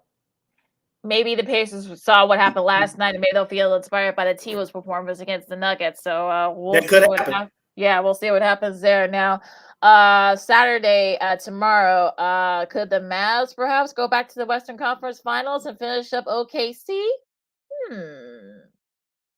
I mean, the key for me here, I think, is going to be Luka had a triple double. I think that's like his 8th triple double in the playoffs. I think if you're OKC, this is when an experience kind of sort of, the Mavs are more experienced than you are, so you're kind of like, and your backs are against the wall. So you need SGA to step up, you need Holmgren to step up, you need Giddey and all those guys to step up. So we'll see what happens tomorrow. Yeah, that Game 5 performance by OKC at home on Wednesday, even though they changed the design of the court, that didn't help. But as we talked about before, on our last couple of shows, Oklahoma City depends on the 3 ball. I know that bothers you at times. And they shot the ball, talking about the Thunder, at a 25% clip on Wednesday. I think that was one of the main differences in this game. And also, too, with the total turnovers. Yes, they forced 14 turnovers from Dallas, but their shooting went cold, especially in the last stages of the game. Who's going to get that bucket when things get tough, when you're struggling offensively? And OKC doesn't have that player outside of Shai Gilgeous-Alexander. Like I said, their shooting really struggled. On the flip side for Dallas, Luka Doncic is gimpy. I think they put too much pressure on him offensively to carry everything. I know Kyrie Irving's been lacking off as far as scoring these last couple of games, but PJ Washington has had a great series, averaging close to 20 points per game in this series. And you need him to continue to step up. Also, Tim Hardaway Jr. as well. So Dallas, as we talked about, they have the experience. They have the overall better roster. OKC's roster isn't bad either. But like I said, the experience should come into play. And with Dallas hosting Game 6, then we'll see if that experience will pay off. Could be just to see what happens there. Now, going into the schedule for we'll keep it short and sweet. Tonight, of course, we'll see if the Pacers can force a Game 7. That's going to be at 7:30 on ESPN. Saturday, we'll have Game 6 of the Dallas-Oklahoma City Thunder series. That's at 7:30 p.m. on ABC. So we have primetime basketball tomorrow night. And then on Sunday, we'll have the Timberwolves and Nuggets Game 7. If necessary, time will be announced at a later date, perhaps later on tonight. And we'll have the Knicks and Pacers Game 7 if necessary. So as we say in the business, check your local listing. So we could perhaps have 1 or 2 Game 7s on Sunday. Me personally, I'm crossing my fingers we'll have 2. Yeah, they already said that the if it's necessary, the Pacers are going to be the 2:30 game. So I'm assuming, again, time permitting, will it be the noon game? I'm talking about Thunder and Mavs. Will it be the noon game, or will it be the later game? We'll have to wait and see there. But even still, that is your schedule for the NBA playoffs. Yep, and don't forget both the Eastern and the Western Conference Finals start next Tuesday, and we'll preview both those series on our next episode on Monday. You're listening to Second City Sports, the Friday and Following edition, right here on Sports Zone Chicago. Sid Lakina hanging out here with you. Lakina, let's go to the Stanley Cup Playoffs, and we're going to do that hockey. Let's do that hockey. Last night, the New York Rangers did punch their ticket into, into the Eastern Conference Finals. They defeated the Carolina Hurricanes by the score of 5-3. They saw a hat trick by Chris Kreider. And the Vancouver Canucks got a late goal, beating the Canucks beating the Edmonton Oilers by the score of 3-2 to take a 3-2 lead in that best-of-7 second-round series in the Western Conference. They were go back to the Rangers Hurricanes game for a second. They were down 3-1. I'm talking about the Rangers were, and Chris Kreider had a hat trick. He became the 3rd player in Rangers history to score 3 goals in a single playoff period. He scored all those goals in the 3rd period.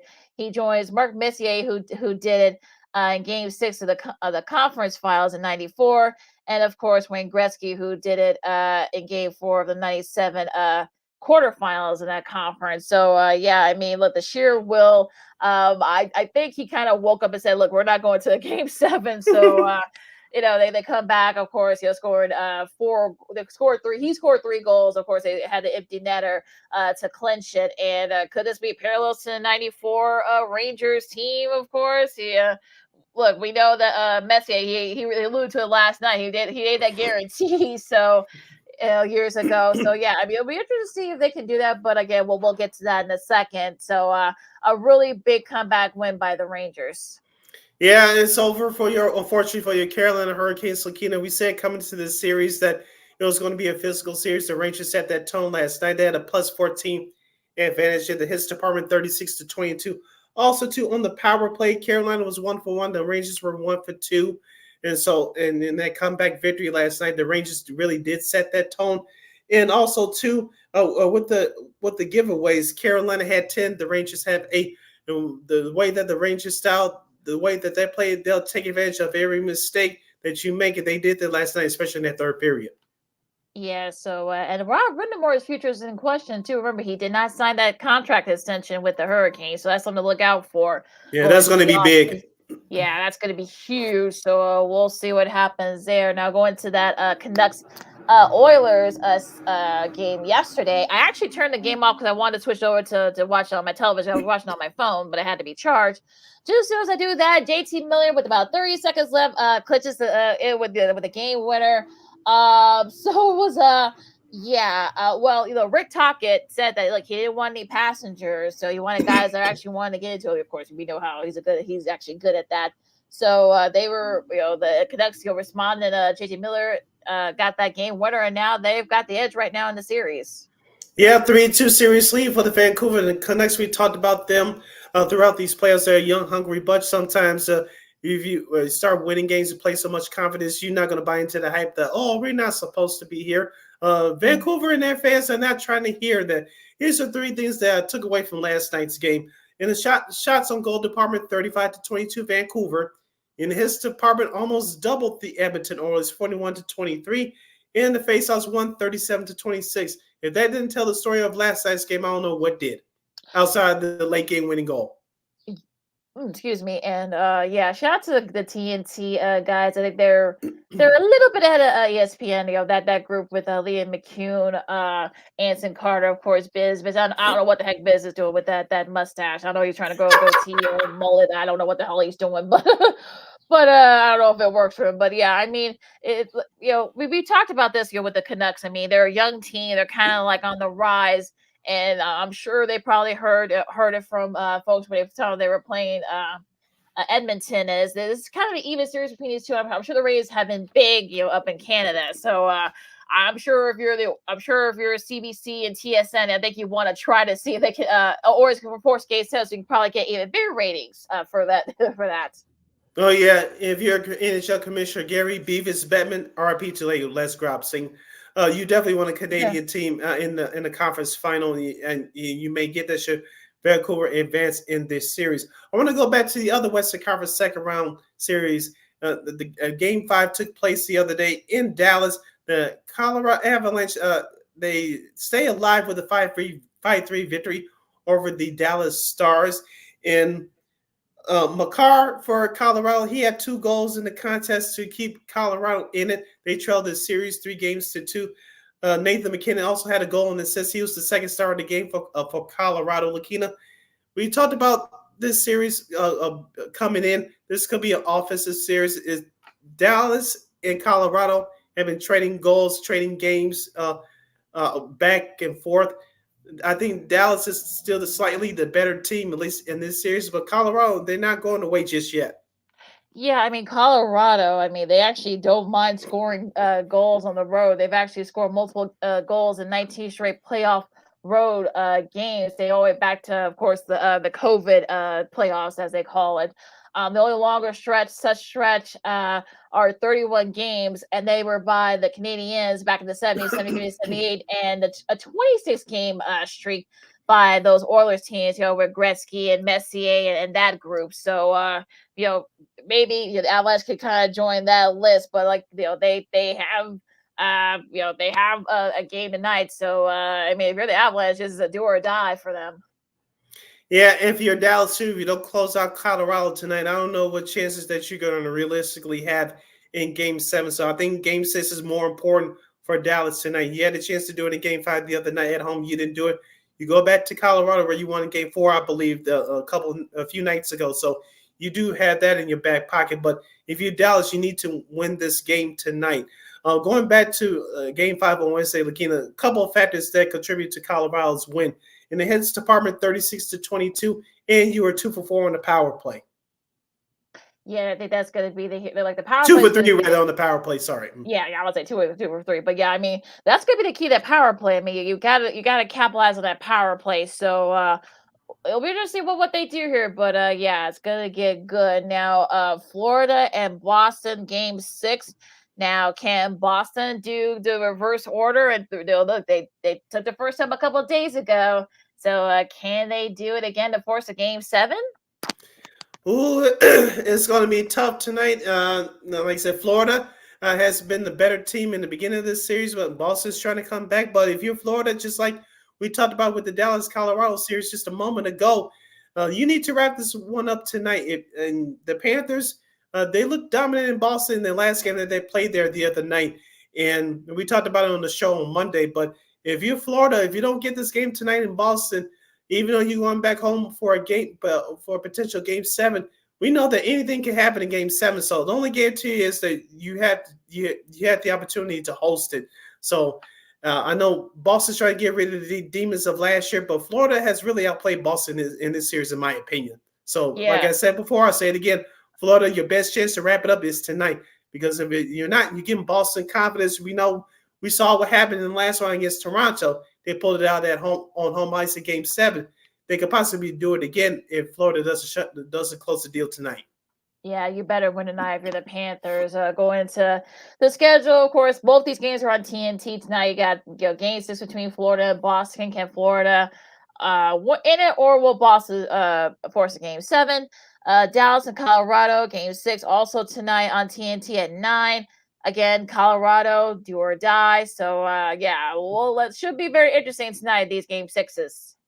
Saturday night on ESPN at 7 o'clock. Tomorrow we'll have Canucks and Oilers, the Canada series. Game 6 from Edmonton. Canucks lead that best-of-7 series, 3-2. And on Sunday, if necessary, Bruins and Florida Panthers, Game 7. And the Avalanche and Stars, second round, Game 7, if necessary. Ooh, should be fun. That is your schedule for this weekend in the Stanley Cup Playoffs. You listen to Second City Sports on Sports Social Chicago. Lakina McGee, Cindy Brown with you. Now, I know we're up against it, but we want to get our girl on here. She is, of course, from KXRB. Of course, you see her every week or every other weekend, depending on the time of the year. She is your girl, our buddy, Miss Christine, the Queen, Manika. Hey, Christine. Hello, how are you? We're doing good. How are you? We're doing good. Oh, excellent. So let's get this real quick. I know we're up against it, but the Scotty Scheffler thing is gotten a little bit weird. I saw your text this morning, and I was looking through Twitter, and I'm like, what the heck? And of course, shout out to ESPN's Jeff Darlington, who's actually had a front row seat for that. Mm-hmm. Of course, they're covering the PGA Championship down in Louisville at Valhalla, and I guess what happened was, there was some traffic, and I guess, Scheffler was trying to go through the traffic, and I guess, he ran over, well, I don't know if he ran over an officer, but I guess an officer got dragged down there. I think he just got released. He only had minor injuries, but now, of course, I'll probably have to go to court. He has a mugshot. I'm just like, what the hell's going on here? Yeah, shout out to ESPN and Sports Center for their coverage and the way that they delivered not only the news of the PGA and the delays, but also what was going on with Scotty Scheffler too, because it is going to be a story not only in sports headlines, but in news headlines as well. Basically what happened, there was an accident unrelated to what happened with Scotty Scheffler, and it was a shuttle bus that unfortunately did hit a pedestrian, and it led to a fatality. So the area was pretty much closed off, and they were told prior to entering the golf course, since there really isn't a player entrance for a public course like this one, and they said, hey, if you show up in your car and with your credentials, you should be pretty okay to go through and bypass all the traffic. So Scotty Scheffler, you know, just like any other player that was already in there and got able to get through the traffic, he approached one officer and showed him his credential, and they said, all right, this is what you're going to do. You're going to go X, Y, Z, and then you'll be in. And I don't know if there was some confusion on Scotty's part, but he kind of bypassed whatever the guy was saying, assuming he was running late / on time for his routine and whatnot. And he was driving through regularly, and one other officer tried to stop him and say, ho, you can't really go in that way. He didn't realize that he was a player and that he was told to go in that certain direction. So he rolled down his window, and the cop grabbed him by the arm and told him, saying, hey, you can't do that. He was able to shrug off the officer on his arm, but I think that same officer ended up jumping in front of his car in order to stop him. So it wasn't Scotty dragging someone to the ground. I think that story's a little bit out of proportion. It's more of he got grabbed, and then once they told him to pull over, they just handcuffed him right away. So there was a lot of miscommunication involved with this case. It's going to be interesting to see how Scotty Scheffler focuses here, and will he win this tournament? He's doing fine right now. Here's the thing. Will it be a good thing or a bad thing if he wins on Sunday? Because if it does, a whole lot more attention, one warranted or not, will be drawn to this situation that happened earlier today. I mean, they just didn't know whoever the officer was. They just released his name. They obviously did not know who he was. And now it sounds like he's going to be expected to be in court next Tuesday, a couple of days from now. Definitely be a story coming up, which is unfortunate because as for the course itself is actually playing, it's playing pretty fast. I see Colin Morikawa is the leader right now. I know Xander Schauffele, who was a clubhouse leader, he just started. I know Scheffler is like tied first, is in fourth place, I think. So it's not affecting his game, obviously. Whatever those weirdness was that happened earlier. So definitely something to look out for as well. And I think Tiger. I don't think is out there, but it'll be interesting to see what happens there. To be continued, as we always say. We'll get Christine's thoughts on the Chicago Bears schedule for 2024. The Bears get 3 primetime games, not 5 as I predicted. And we'll see what's the best matchups for this upcoming year in primetime in the NFL. Plus, thoughts from Christine on the NBA playoffs, Cubs, Sox, and a whole lot more as you listen to the Friday edition of Second City Sports right here on Sports Zone Chicago.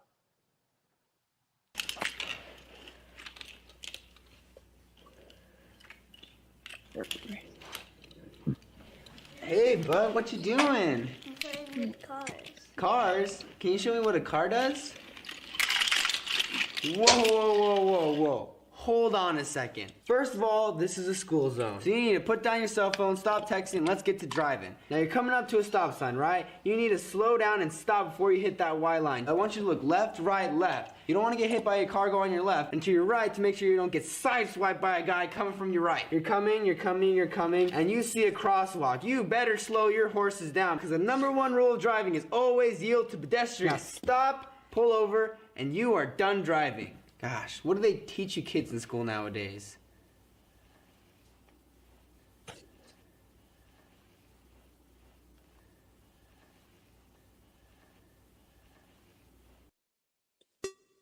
Hey, it's your boy, the Superback, Sean Sierra, and be sure to follow Sports Zone Chicago on all social media platforms. On Facebook, Instagram, and our Roku channel, you can find us at Sports Zone Chicago. And on Twitter, we are at Sports Zone Shy. Also, be sure to download our mobile app so you can take Sports Zone Chicago with you on the go. I faced one of the toughest challenges of my life right here. I couldn't swim. But I can still hear my drill instructor today. Don't quit. If you quit now, you'll always quit in life. Go for it. So I jumped in. unsure, apprehensive, and scared out of my mind. But I came up a Marine.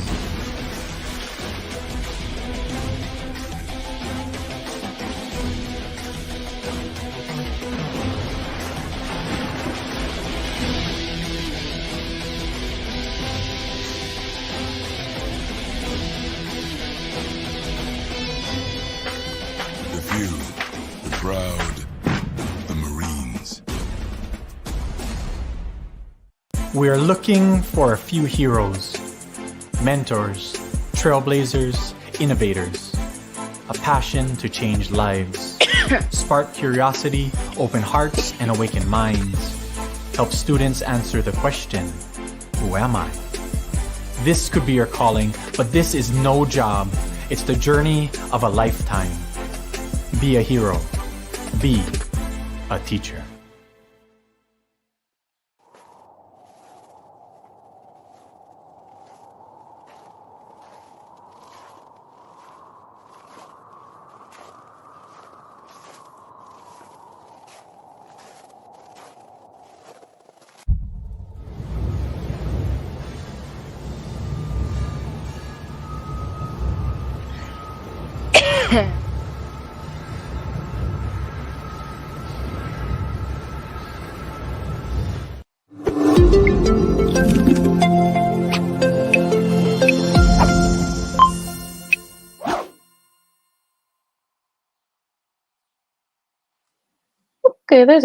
There's a different little bumper there. Welcome back to Second City Sports on Sports Zone Chicago. You can follow Ken McGee on the Twitter X at Kids Go Get in the IG. You can follow yours truly, Cindy Brown, on the Twitter X and the IG SCK80. Once again, it's CK80. That's SIDKID80.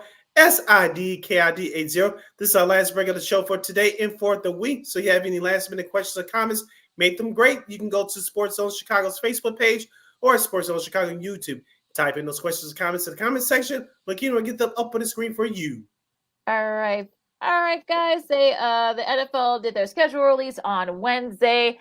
Now we'll do the rest of the league, but first, Christy, what do you think about the Bears' schedule? Now we don't have to do predictions just yet, but what do you think about how the Bears' schedule and how it's structured? Pretty predictable, especially with the primetime games. I knew that even though they have Caleb Williams and all these other great pickups from the offseason, I knew after the last season's performance of them during primetime, they weren't going to get as many spots. But who knows? The season, it plays out. Sometimes games are flexed. So maybe one of their games could be flexed in a primetime eventually. But I think it looks like a really good schedule. I kind of cringed when they had the 49ers on there, but I'm like, what are you going to do? You got to have a little bit of a challenge in there, but definitely there are a lot of winnable games on that schedule. Yeah, we also talked about, before we brought you on, Christine, about the 3 of the 4 AFC South teams that the Bears play this year. They're going to play them within the first month of the season. Of course, they'll play Jacksonville in London on October 13th. They don't have to play their division until November 17th against the Packers. They have that four-game stretch within a 12, 13-day period. Of course, we predicted on this show that the Bears will be part of your Thanksgiving Day plans on Thursday, November 28th at Detroit. What do you think? I think it gives them at least enough time to adjust and get ready for those big conference games. And let's throw in a couple of non-conference games in there just to test out the waters to see what they exactly have to work with. So by the time they do hit that primetime stage or those bigger games in the conference, it's going to matter, hopefully, in the end. Be very interested to see what happens there. Now, I inundated our message group with all the cool social media, how the games were, the schedule was presented. Of course, I thought the Patriots one was the best, with the spoof with Julian Edelman and Gronk with the Goodwill Hunting spoof. Very, very creative, very cool how they did that. Of course, the Titans and their social media team, they did their thing. They did the same thing with the team that didn't know what it was. I think it was still pretty good. I mean, the two guys with Cowboys both had Kirk Cousins. They got rid of him, so they actually had that part down. I thought the anime one with the Chargers was really good. The Chiefs with doing different chores. Harrison Buckner doing the kitchen stuff. You guys can look up Google for that. For the context. How there. ironic. Very right. But yeah, what were some of y'all favorites social media presentations of the scheduling? I definitely like the Titans, and I like the Bears going back to school. I thought that was really cute. The bloopers that they had attached to it too were also really good. Sid? Yeah, the Chicago Bears one for me. Anthony Spice Adams, former NFL player, one-time Chicago Bear. He was in there. Andy Agar from Chicago. She's a Packers fan. She's an NFL correspondent for Watch Stadium. If you don't know who she is, she's in the part where Anthony Adams, who plays the principal in the film, it says detention. Of course, the first the date and the time where they played the Packers, she was the one that got sent to detention. And of course, that film featured wide receiver DJ Moore and Caleb Williams making a 2-second appearance. My freshman year, I cannot wait.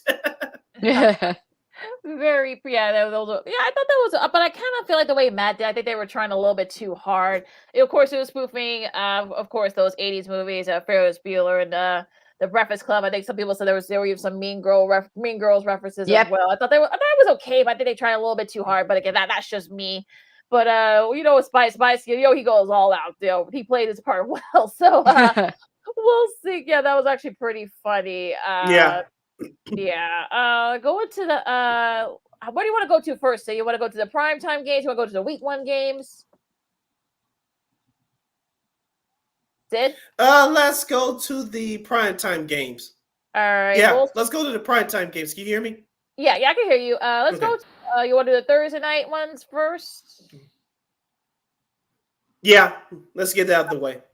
Yeah, the Thursday nighters. I mean, of course, week 17. Of course, the Seahawks and Bears. That's gonna be the last game of that Thursday night season. Now, excuse me. During this day doesn't want to cooperate. Of course, week 10 Bengals and Baltimore. That should be a fun one. Washington and Philadelphia. We'll see where both teams are by then. That's week 11. Cowboys and Giants, week 4. Bucks and Falcons. We'll see where the Falcons are by then. After that, San Fran and Seattle. Vikings and Rams in week 8. Texans and Jets, or the Texans, I guess, that one lady said from last year's video with the Titans. So yeah, looking forward to in this row with the Thursday nighters. There's going to be a lot of good ones. I think that that Seahawks one, and that's going to be interesting just because you got a new coach and a couple of young players ready to get at it, and also that Texans game I'm looking forward to too. The Thursday night one on September 12th, Buffalo and Miami. We know Buffalo's going through a transition right now. They still have Josh Allen at quarterback. Stephon Diggs, don't look at there. Miami, even though they made the playoffs last year, they're going to try to improve. They're trying to resign Tua Tagovailoa, their quarterback. So this is a big matchup kicking off week 2. Yeah, should be some good ones here. Now, Sunday night's got some good ones. Of course, the Bears, Texans, speaking of, that's at week 2. That should be a good matchup. We'll see where they at. Week 4, Buffalo and Baltimore. That should be a fun matchup. Could be a playoff preview. Potentially, we'll see. Cowboys and Steelers. That should be a fun one that very next week. Jets and Steelers, week 7. Of course, the old rivals, Dallas and San Francisco in week 8. That should be a fun one. Bucks and Cowboys, again, depending on if that game doesn't get flexed. San Francisco, week 13, San Francisco and Buffalo. So among some of these good Sunday nighters, which ones are you guys got circled? I definitely have the Cowboys and the 49ers. That's going to be a great game, hopefully. Bears and Texans, Caleb Williams versus CJ Stroud. We'll see what happens there. And of course, the Cowboys Steelers. I'm looking forward to that one as well. And of course, you mentioned the Jets and the Steelers. If he stays healthy, Aaron Rodgers versus Russell Wilson or Justin Fields. Interesting. Could be a collision course there. So we'll see. That should be a fun one. Now, some of the Monday nighters, of course, Green, I'm sure he is still hot after because the Jets open at San Francisco. Yeah, against one of the top defensive linemen, and San Fran's not gonna be in a good mood, so Tyrod Taylor might be out there. Sucker, come on, Alan Hahn, really? Oh yeah, let's throw him to the wolves. Okay. Interesting. Only 4 of these games are gonna be simulcast. I know the Washington Baltimore Washington Cincinnati will be only on ABC. I think all these games are going to be on ABC because they don't have a lot of scripted programming there. Saints and Chiefs, we'll see where those teams are by then. And week 5, Buffalo and the Jets, that should be a fun one. We'll see where both teams are by then. Of course, the Bears. This will be part of like the simulcast. The Bears Vikings game will be on ESPN, ABC, I should say, and then the Falcons Raiders game will be on ESPN. So we'll see if any implications there as well. Of course, Lions and 49ers to finish off the season there on week 17. Let's see, Houston and Dallas. That should be a fun one on week 11. So what are you guys looking forward to with some of these games on Monday night? Definitely think that that Packers game is going to be interesting. Packers and Jets, seeing Aaron Rodgers finally go up against his former team. I think that's what everyone's waiting for anyway. Yeah, that week 1 opener with the Jets at the 49ers. Hopefully Aaron Rodgers doesn't get hurt again. We know San Francisco's still one of the top teams in the league. They're the runner-ups in the Super Bowl last year. So if Aaron Rodgers stays healthy, unlike a year ago against Buffalo, that should be a very good, entertaining game. But the Bears, we have to wait to see them on Monday Night Football in December at Minnesota. I find that to be very interesting. Yeah, only 3 games. So Christine was actually right because you said 2 or 3. They say you said like close to 5. So maybe you said 5 primetime games for the Bears. They only got 3. Yeah, so I'm wondering, like, maybe they want to kind of do a wait-and-see approach with them. Like I said, some of these games could be flex, so we'll see what happens there. Now you got the Hardball Bowl part 2 on week 12. That's going to be the November 25th. It'll be Ravens and Chargers. Of course, it will also be streamed on the NFL Plus app. And, of course, the Thanksgiving Day games, Bears and Lions will be the early one on CBS. Giants and Cowboys on Fox, and the nightcap will be Dolphins and Packers on NBC. Interesting. Very. Another interesting one here. Lambeau Field. Right, exactly. It should be interesting. We'll see if it is frozen by then. And of course, Stephon Diggs will be facing his former team in week 5 as the Texans host the Bills on CBS. Yeah, and don't forget week 1 on Fox on Sunday, September 8th at 3:25. The Dallas Cowboys will travel to Cleveland to take on the Cleveland Browns and Deshaun Watson. And guess who's going to be making his broadcast debut? I'll let Christine answer this one. Tom Brady. Yeah. America's game I hope he does well at broadcasting, but I do feel bad for Greg Olsen kind of being bumped down to number 2 because he's worked hard to get to where he's at. So I hope that Tom does great, but at the same time, I hope that Greg Olsen somehow finds his way back to the top. Yeah, I don't understand why a 3-man booth. They didn't think about that, but I think again, I've been saying that for like the last 2 years since this news came out. But we know Brady. We know he's going to prepare very meticulously. We know he always does that, with everything he does. So I'm sure how he delivers it will be, and that will be the $1 million question. I feel like. And will they allow him to show a little bit of a personality too as the season goes on? To be continued, as they say. Now the London games, of course, real quick. Week 5, you got the Jets and the Vikings on October 6th. We talked about it earlier with the Jags and the Bears on the 13th, and Patriots and the Jags again. This time that'll be the home team on October 20th. The Christmas Day games, remember, these games are going to be exclusively on Netflix. You got KC and Pittsburgh, and then you have Baltimore and Houston. So a couple good matchups, but you can only see them on Netflix on Christmas Day. Can I borrow Christine's password? That doesn't work anymore. Oh, dear. Damn. What's interesting here is I know people want to say that streaming is going to be the way of the future, but streaming is having a lot of problems. That's why you're seeing perhaps maybe Peacock and Paramount Plus, merging. We talked about the venue sports, the new one with Fox, Disney, and Warner Bros. Discovery. So I know the NFL wants to try to see if this will work, but I don't know. I mean, all this stuff's gonna be like cable a la carte, as I've been saying for like the last 10 years since all this started coming out. So you can test out a little bit, but I don't think we're not gonna go full on streaming. I know there was a report that said that the new TV deal NFL could opt out after 2030, but I don't see them doing that because a lot of these states will be merged. A lot of these streaming services could be merging by then, so they're gonna be kind of stuck. I think the Tom Brady roast was a good idea of how that's going to go for the NFL when it comes to live sporting events. Granted, the roast wasn't a sport, but you had a lot of current players on there, and you had a lot of past players as well, veterans. I think that the NFL is spreading themselves too thin. Of course, the NBA owned Christmas Day. Of course, it's on Wednesday this year, and the NFL is like, we're going to snatch it away from you. I think the NFL is spreading itself too thin. I know it's the number one TV show in that country, the United States, but putting all these games on these streaming services, I think they're spreading themselves too thin. People are talking about, we got more football. No, you spread yourself too thin, and how much can the consumer take? We know the NFL ticket at these stadiums are too high, but you got to pay 4 or 5 streaming services to catch these games.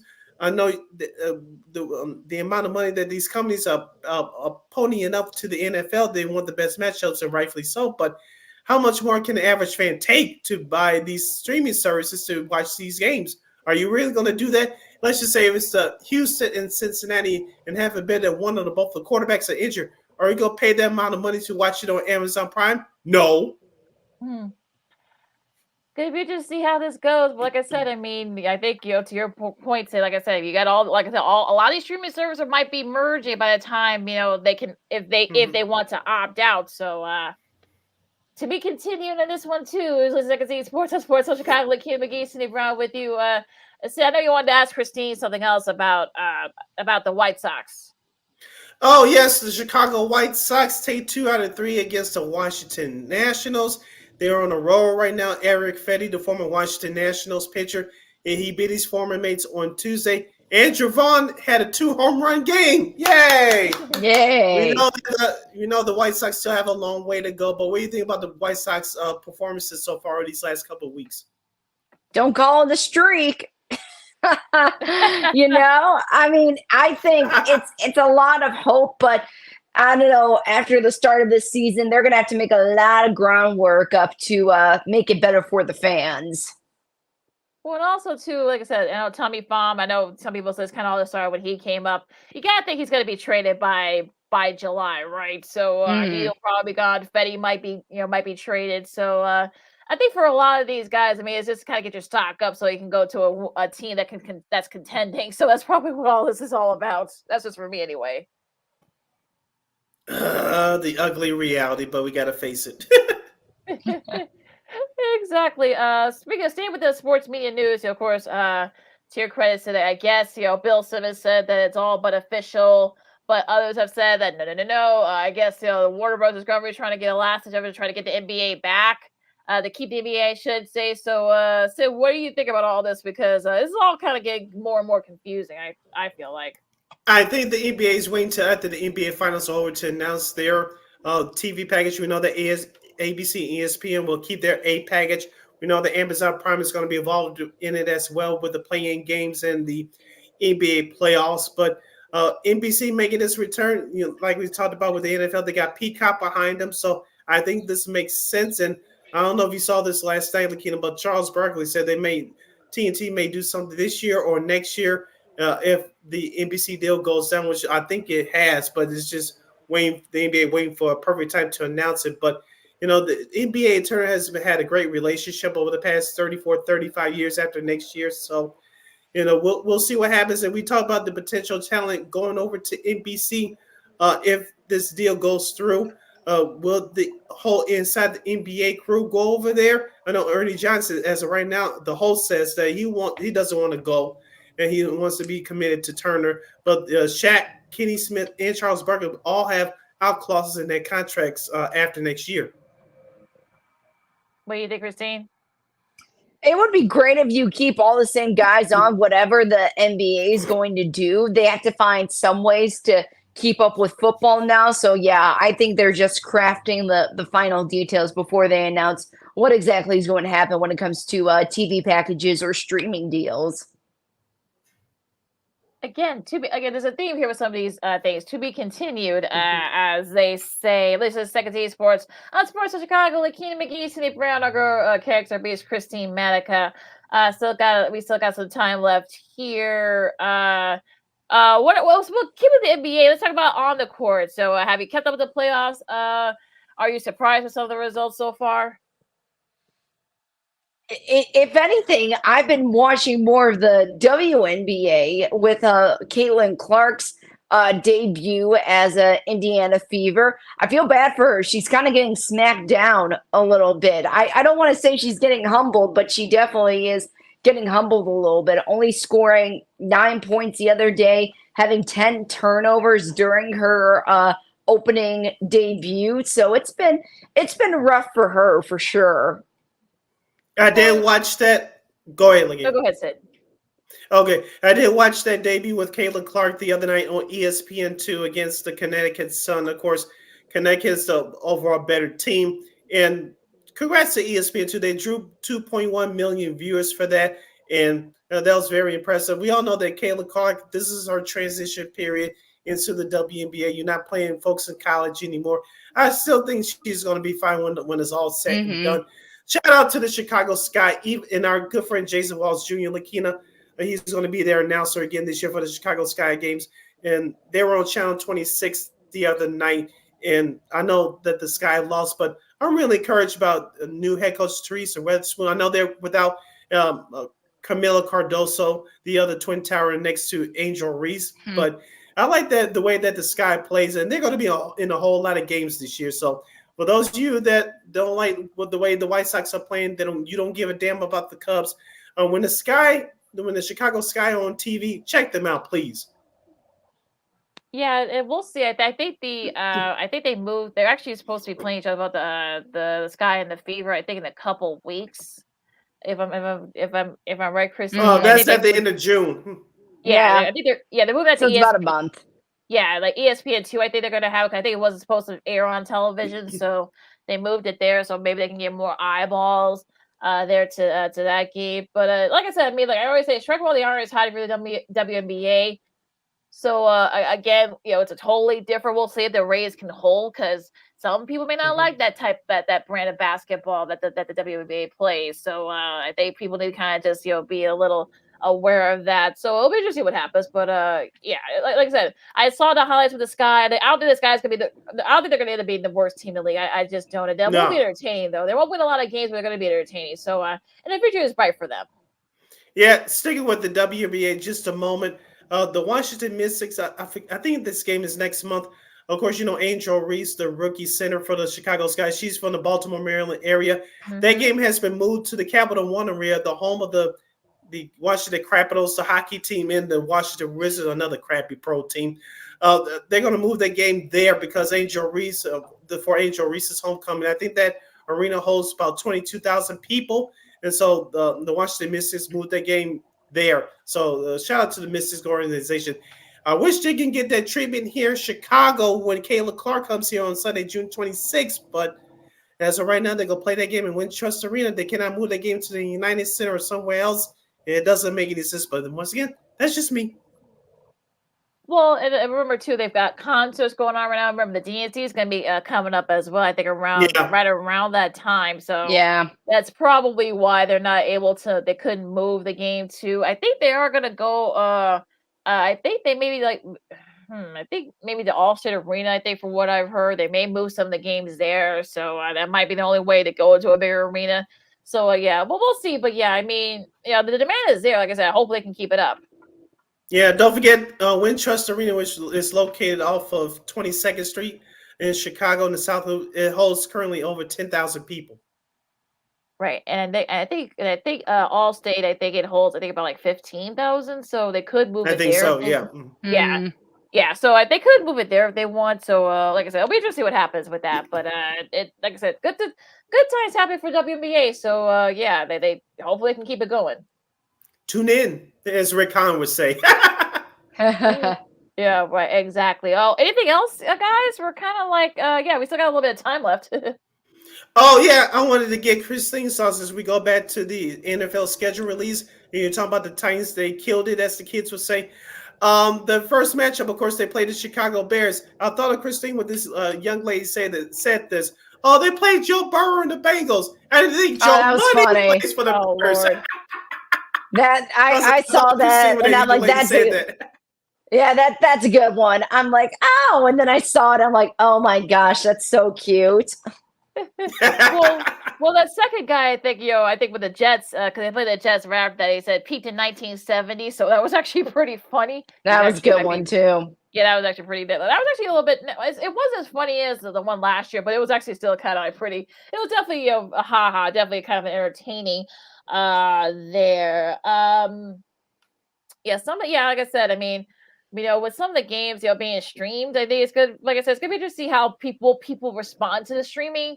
I've heard a lot of people complain about it, though. You just complained about it as well, so it'll be interesting to see how the streaming kind of goes. But yeah, like you said, Sid, with some of these games going to be exclusive on Peacock and on Netflix, it's gonna be interesting to see how many people actually buy it, because like you said, if they spread themselves too thin, it might end up coming back to bite them.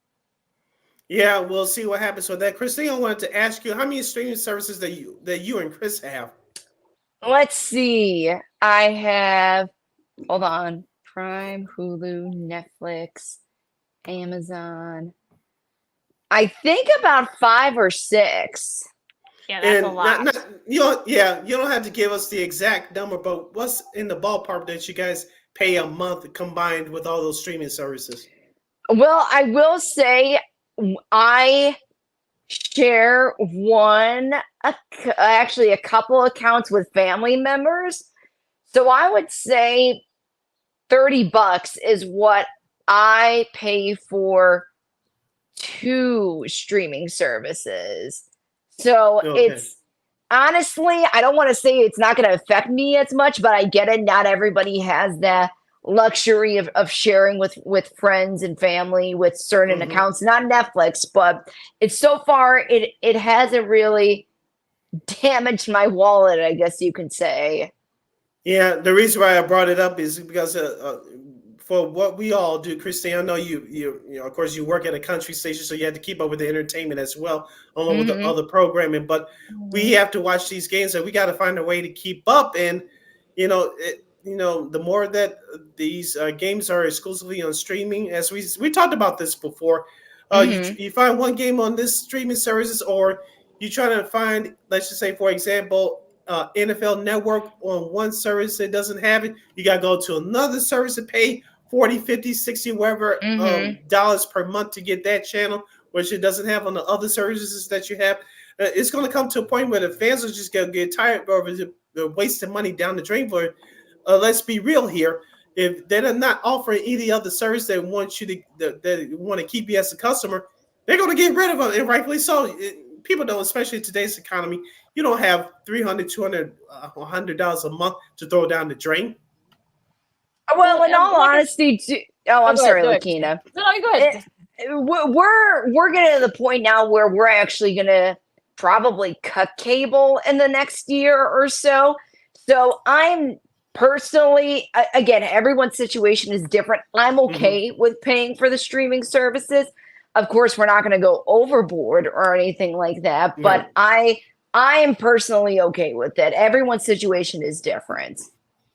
Well, I think in my case, like I said, I have a couple that I have through my cell phone bill, so that's kind of been a godsend. I have Paramount Plus through my phone carrier, so that helps a little bit too. And I was already paying for Peacock thanks to Google. I have Google Play. I got it from the Play Store, so as long as I got some credit in the Play Store, I can play. I can pay now it's going to be about $6, $7 a month. I should say, because it went up. So we got these streaming services are losing money, and as I said, I mean, most of Madison Avenue, for the most part, all they really care about is the linear television. The same thing goes with sports.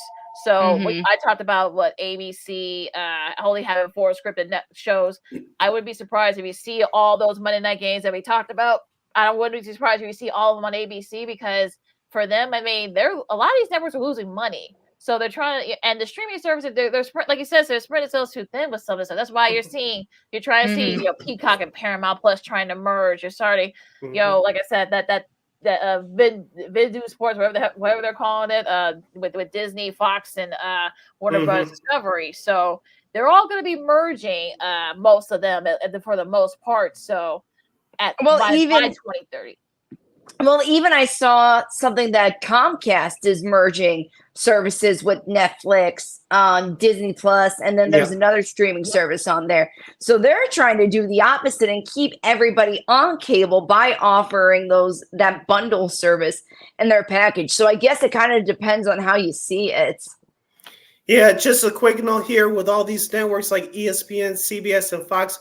The real reason why they pay high prices to air NFL games in particular, with these, like Lakina said, with these networks losing money, the only thing that's going to make not even half the money back that these networks pay for these pro sports, in particular the NFL, is live sports. That's the only thing that's going to make any instant money is airing live events, i.e. live sports, because all the other programming and primetime programming, you can watch anytime by binge watching them. The thing that keeps people interested and locked in is live sports. Yeah, like you said, I mean, delayed viewing. That's why you see with some of these scripted shows, delayed viewing. That's why they're getting so many big rates and delayed viewings, because, like you said, Sid, I mean, you can stream it on your various streaming services. You can, DVR it or record it, live and go back and watch it later and such. So that's, like you said, sports, award shows, specials. I mean, that's what's going to keep these networks afloat. That's why, like I said, ABC, they only have 4 scripted shows this fall. So they're losing money. I know CBS has a lot that kept a lot of their shows, but that's what they're kind of doing better than I think the other networks for the linear networks. So, and also too the Paramount Plus and whatever. So this is gonna get a little bit more confusing. So folks need to stay tuned for that. Yep, as Lakina would say, to be continued as the hourglass turns. Yes, this gap is closed, folks. Christine, outside of Scottie Scheffler's situation, what are your thoughts about the PGA Championships that's going on right now and will conclude on Sunday? Will Scottie Scheffler hold on, or do you see a couple of golfers that we're now talking about right now could come up and challenge Mr. Scheffler for the title? Oh, Xander Schauffele. He's playing really well right now and just shooting a record 62 like that in a major. There's only a handful of people that have done that, and he has majority of those records, in all honesty. So, yeah, Xander's definitely hungry for a win. Okay. Anybody else? That's really the first one that comes to mind. There's a lot of great players out there on the field. Rory even had a good game yesterday, and Jordan Spieth, he's been up there on the leaderboard too, which is a good sign to see from him since he's been having kind of another down year. So I think right now it's Xander's to lose at the moment. And he's been knocking on the door for some time too. I think he finished top 10 in the Masters again, like the 3rd or 4th straight year. So you gotta think he's due for a major win. I know Colin Morikawa, who I think has a PGA Championship.